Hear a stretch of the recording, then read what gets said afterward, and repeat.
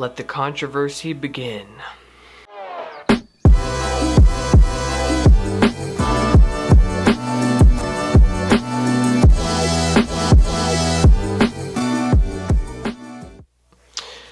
What's up everybody? So in today's video, as you read in the title, I'm going to be talking about some of my least favorite hunting products.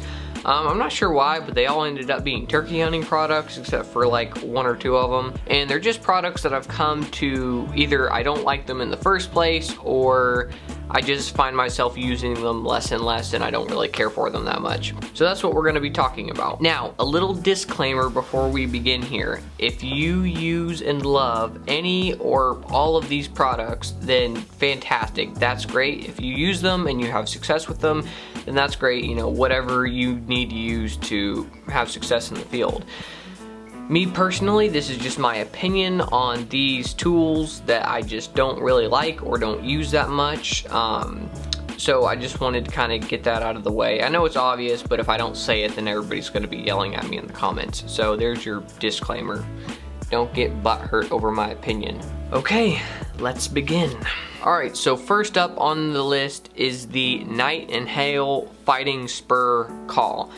Now, I bought this call a couple of years ago at the NWTF convention. They were giving them away for like $5, and I was at the NWTF show, so I bought it. Not really knowing what it did or caring what it did, because I thought it looked cool and it was Night and Hail, and I was at the NWTF convention, so I just got it. So basically the point of this thing is to turn this little knob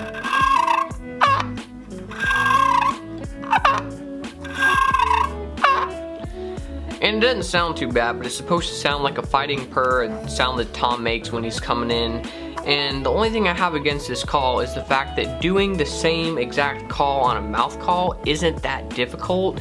I mean, I can do it. I feel like anybody who just practiced enough would be able to do it no problem. Now, if you're like a super beginner and it's your first time going out in the spring, then maybe this is for you.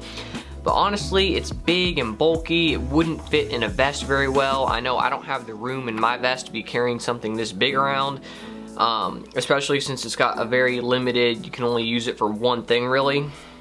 You can't really like yelp on it or anything, so it's not multi-purpose.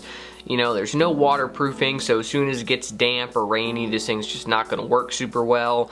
The build quality is okay. It's nothing super special.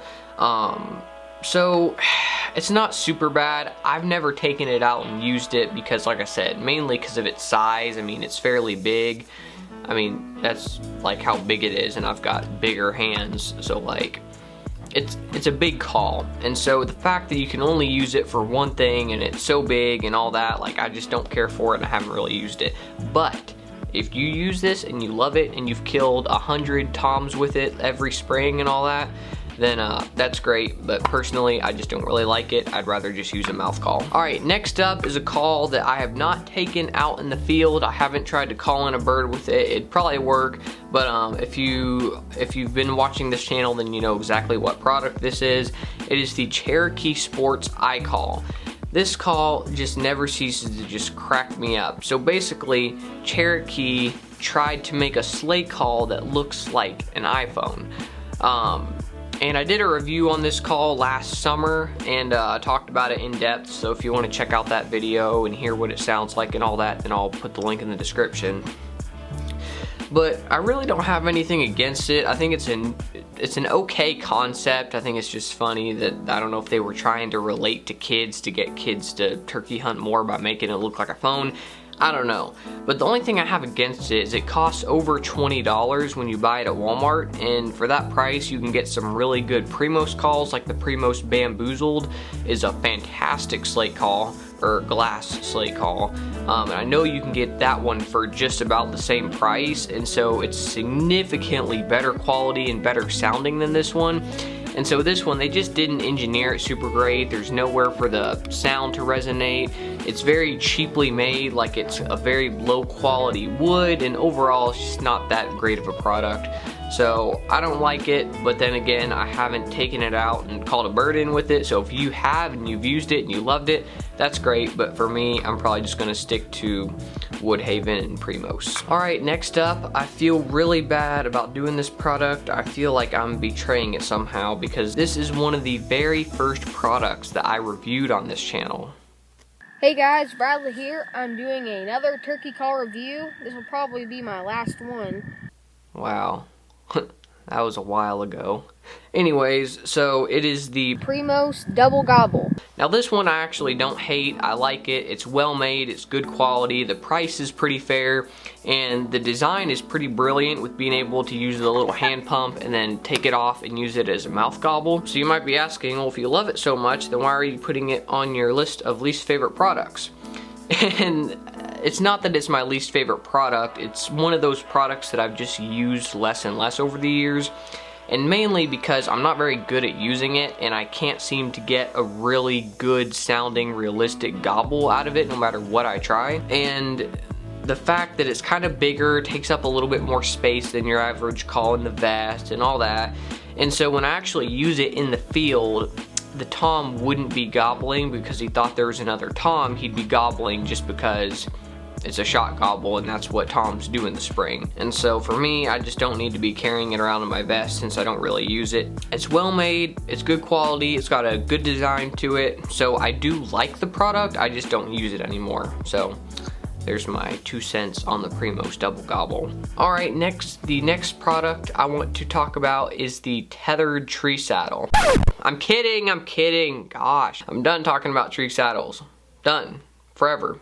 Never ever gonna talk about tree saddles ever again. End of discussion.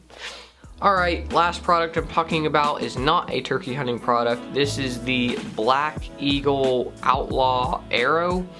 And this arrow, so the only thing I have against it, it's just not super durable. The fletchings come off really easy, the nocks break, all this stuff. And I've used other arrows that seem to be more durable and higher quality, but these are also some of the cheapest arrows out there. I think they're like $30 to $40 a dozen at my local archery shop, and that's why I bought them, because they were cheap and I couldn't afford really nice arrows. But I do like the way they're really bright on the end here, so it's easier to find the arrow. But overall, I just don't care for them because they're not super great quality. Alright, so there is a list of my least favorite hunting products, or products I just don't use as much anymore. If you have any products that you don't like, or any questions or comments at all, be sure to put them down in the comment section below. I love to hear from you. I love going down and talking to you all. And if you don't mind, while you're down there, if you could subscribe, that would be great, because according to my analytics, over 90% of people who watch my videos aren't subscribed. So if you could subscribe, that would be great. Alright, thanks so much for watching. I hope you have enjoyed Everyday Outdoors, and until next time, God bless.